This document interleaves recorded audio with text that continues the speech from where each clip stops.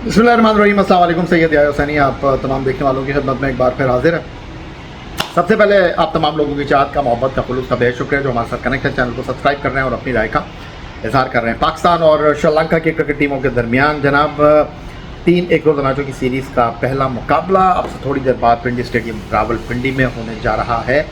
3 एक रोज़ा मैचों की सीरीज़ पाकिस्तान और श्रीलंका के दरमियान जनाब इस तनाजुर में अहमियत की हामिल है कि पाकिस्तान यहाँ है, श्रीलंका यहाँ है, क्योंकि दोनों मुल्कों के दरमियान जो बाहमी 159 वनडे इंटरनेशनल खेले जा चुके हैं। कुछ 2023 तक 1975 से पाकिस्तान का पलड़ा जो है वो काफ़ी भारी दिखाई दे रहा है। 157 वनडे इंटरनेशनल में पाकिस्तान ने जनाब 93 जीते हैं और 59 में श्रीलंका की क्रिकेट टीम फातेह रही है। और 2015 से बाहमी एक रोज़ा मैचों की सीरीज़ में पाकिस्तान श्रीलंका से हारा नहीं है और आखिरी 2 जो वनडे सीरीज़ 5 और 3 T20 मैचों की हुई है वहाँ पाकिस्तान ने श्रीलंका को दीवार से लगाया है और पाकिस्तान ने क्लीन स्वीप किया है श्रीलंका के खिलाफ। आपको याद रहे कि इस साल जब पाकिस्तान ने होस्ट किया ICC चैम्पियंस ट्रॉफ़ी को दुबई के साथ, तो श्रीलंका की टीम जो है वो पहली 8 टीमों में शामिल नहीं थी। ICC चैम्पियंस ट्रॉफ़ी के लिए वो क्वालिफाई नहीं कर सके थे, लेकिन साल 2025 में वनडे मुकाबलों में उनकी कारकर्दगी का अगर अहाता किया जाए तो इतने बुरे हैं नहीं। उन्होंने जनाब 10 एक रोज़ा मैचों में 7 जीते हैं, 3 हारे हैं। दूसरी तरफ शाहीन शाह अफरीदी की टीम पाकिस्तान है जिसने अब से कुछ दिन पहले इकबाल स्टेडियम फैसलाबाद में जनूबी अफ्रीका के ख़िलाफ़ 3 एक रोज़ा मैचों की सीरीज़ 2-1 से अपने नाम की। उन्होंने इस साल 14 मैच खेले हैं और सिर्फ 4 जीते हैं और 10 में उनको नाकामी का सामना करना पड़ा है। इस एतबार से इस तनाजुर में अगर देखा जाए तो ये सीरीज़ पाकिस्तान को जीतनी चाहिए। पाकिस्तान ने श्रीलंका को Sheikh Zayed cricket stadium Abu Dhabi में एशिया कप का टूर्नामेंट 2025 के मैच में शिकस्त से 2-4 किया था और वो मैच था जहां से पाकिस्तान ने टेक ऑफ किया था, क्योंकि पाकिस्तान को सुपर 4 के पहले मैच में भारत से जिस तरह नाकामी हुई थी 21 तारीख को, तो पाकिस्तान के लिए मेक और ब्रेक वाली सिचुएशन थी। पीछे मुड़कर देखना जो है वो मुमकिन नहीं था और फिर पाकिस्तान ने बांग्लादेश और श्रीलंका को हराकर फाइनल के लिए क्वालिफाई किया था। लेकिन पाकिस्तान टीम को यहाँ पर बहुत सारी चीज़ों को साबित करना है। पाकिस्तान टीम के मसाइल बहुत ज़्यादा हैं, पाकिस्तान टीम के वसाइल बहुत कम हैं। अगर मैं ये कहूँ तो खेल के मामले में बिल्कुल दुरुस्त और सही दिखाई दे रहा है, क्योंकि सीरीज़ में हमने जनाब एक ही बल्लेबाज था मिडल ऑर्डर में, हसन नवाज़, उसको भी बाहर कर दिया है ख़राब कारकर्दगी के ऊपर। लेकिन हमारे पास कोई मिडल ऑर्डर में बल्लेबाज नहीं है, इसलिए आपको बाबर आजम को देखना पड़ेगा, फ़खर जमान को देखना पड़ेगा, साइम अयूब को देखना पड़ेगा, मोहम्मद रिजवान को देखना पड़ेगा और एक जैसे 2 ऑलराउंडर आपको खेलते हुए दिखाई देंगे हुसैन तलत और फ़हीम अशरफ की शक्ल में। फ़हीम अशरफ को जनाब आप यूटिलाइज़ नहीं करना चाह रहे, फ़हीम अशरफ की कारकर्दगी से आप इस्तेफ़ादा नहीं करना चाह रहे। आपने उनको आखिरी 5 ओवर का बैट्समैन रखा हुआ है, आप उनसे जब दिल चाहता है ओवर करा लेते हैं, जब दिल चाहता है आप भूल जाते हैं, सिर्फ उनसे फील्डिंग कराने पर ही इत्तेफाक करते हैं। हुसैन तलत वो कह रहे थे Sheikh Zayed cricket stadium Abu Dhabi में श्रीलंका के खिलाफ मैच के बेहतरीन खिलाड़ी का अवार्ड लेकर हमको अपने मिडल ऑर्डर को मौका देना चाहिए। मैं मानता हूं कि उनको इतने ज़्यादा मैच नहीं मिले, लेकिन ये इंटरनेशनल क्रिकेट है, यहाँ पर मुकाबला है, यहाँ पर बहुत सख्त कॉम्पिटिशन है, टफ कॉम्पिटिशन है, यहाँ हर मैच आपके लिए आखिरी मैच है। लेकिन हुसैन तलत के खेल में वो चीज़ दिखाई दे नहीं रही अब तक, आज जब मैं आपके साथ वीडियो शेयर कर रहा हूँ।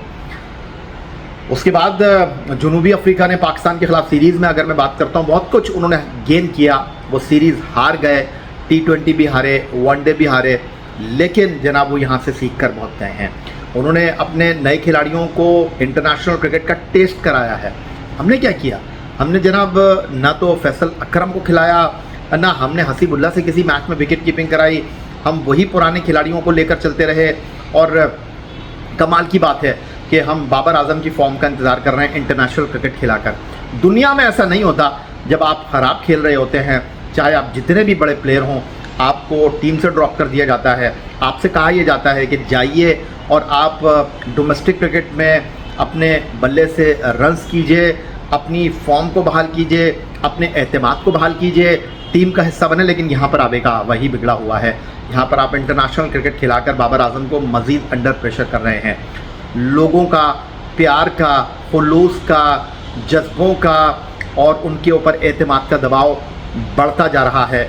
बाबर आजम दबते जा रहे हैं, बाबर आजम की ख़राब कारकर्दगी का खुलासा आप इस बात से कर सकते हैं कि वो खिलाड़ी जिसने बैनुल अक़वामी क्रिकेट में टेस्ट, वनडे और T20 क्रिकेट में 15,000 रन बना रखे हैं, भाई वो 3 मैचों में 50 रन नहीं कर सका।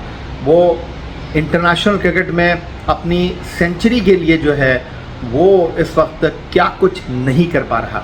सायम अयूब के टैलेंट की अगर हम बात करते हैं तो सिर्फ वो लफ्ज़ों में दिखाई दे रहा है, उनके खेल में जनाब वो फिनिशिंग टच नहीं दिखाई दे रहा जो कदरे मुनासिब और मेयारी उनकी बॉलिंग में नज़र आ रहा है। क्या बल्लेबाज स्पिन बॉलिंग को खेलना भूल गए हैं? क्या सायम अयूब बहुत अच्छा बॉल डाल रहे हैं? हालात वाक़यात तो यही बता रहे हैं। फ़खर ज़मान जनाब कुछ निगल्स उनको फ़िटनेस के मामले में थे, उन्होंने अपनी फ़िटनेस को बेहतर करने के लिए, टेम्परामेंट को बढ़ाने के लिए कोच से कहा कि मैं जनूबी अफ्रीका के ख़िलाफ़ 3 T20 मैच नहीं खेलूँगा। लेकिन जब वो वापस आए वनडे सीरीज़ में 2-0 पर आउट होकर उन्होंने बहुत सारे सवालात खड़े कर दिए हैं। उन्होंने ये बता दिया है कि जनाब अब आपको नए खिलाड़ियों की तरफ देखना पड़ेगा। नए खिलाड़ियों को हम कब खिलाएंगे? एक हसन नवाज़ को हम लेकर आए थे, मैं मानता हूँ ख़राब खेले, उनको आपने बाहर निकाल दिया, भाई किसी और को टीम में डाल देते। हमने इसकी ज़हमत ही कबार नहीं की। और स्पिन बॉलिंग में जनाब हम कब इंसाफ करेंगे, हम कब इंसाफ के तकाजे पूरे करेंगे? अबरार अहमद के साथ समझ नहीं आ रहा। जब जहाँ जो आपने उनसे उम्मीद की, उन्होंने जनाब आपको कम खर्च बाला नशीनी वाला मामला करके दिया, उन्होंने कभी आपको मायूस नहीं किया, लेकिन आप हर बार उनको मायूस कर देते हैं। मैं टीम मैनेजमेंट की बात कर रहा हूँ। जब दिल चाहता है उनको दूध में से मक्खी की तरह निकाल कर बाहर कर दिया जाता है। जब दिल कहा उनको कहते हैं बिप पहनकर जी आप 12वें खिलाड़ी बन जाइए।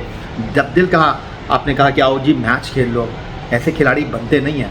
फास्ट बॉलिंग की अगर मैं बात कर लूँ तो शाहीन शाह अफरीदी के लिए बतौर कप्तान तो शायद जनूबी अफ्रीका के ख़िलाफ़ सीरीज़ सुख का सबब बनी, लेकिन एक बॉलर की हैसियत से वो इतने अच्छे लगे नहीं मुझे।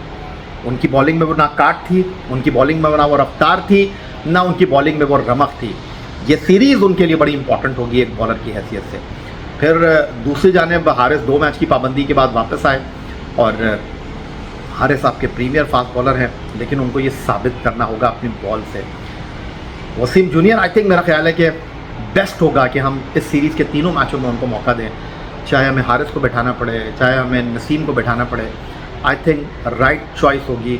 और अब मुझे लगता है कि हमारे चूँकि बल्लेबाज परफॉर्म नहीं कर पा रहे, मुझे लगता है कि हमारे बल्लेबाज जो हैं वो स्ट्रगल कर रहे हैं, तो फ़हीम अशरफ को आपको वो रोल देना पड़ेगा जो 99 वर्ल्ड कप में वसीम अकरम ने अब्दुल रज़ाक को दिया था। उनको आपको टॉप ऑर्डर में परफॉर्म करना पड़ेगा। मैं मानता हूं कि वो स्पिनर पर इतना अच्छा नहीं खेलते, मैं मानता हूं कि स्पिनर उनकी कमज़ोरी है, और मैं ये भी मानता हूं कि श्रीलंका की टीम जो कि आसालंका की क़यादत में पाकिस्तान खेलने के लिए आई है, उनके पास नंबर 1 स्पिनर हासारंगा हैं, जो कि नकल उतार रहे थे अबू धाबी में अबरार की, लेकिन बाद में दोनों ने एक दूसरे के साथ शेक हैंड किया, एक दूसरे के साथ गले मिले, एक दूसरे के साथ मुस्कुराहटों का तबादला किया, और शायद खेल यही है। तो अब आपको ये तय करना होगा, और ये बड़ी इंपॉर्टेंट सीरीज़ है हुसैन तलत के लिए। उनको आगे जाना है या टीम ने उनको छोड़कर जाना है, ये इस बात का इस सीरीज़ में खुलासा हो जाएगा। तो पाकिस्तान के लिए जीत के तनाजुर में ये इंपॉर्टेंट सीरीज़ है, लेकिन खिलाड़ियों को देखने के हवाले से भी ये बहुत अहम सीरीज़ है।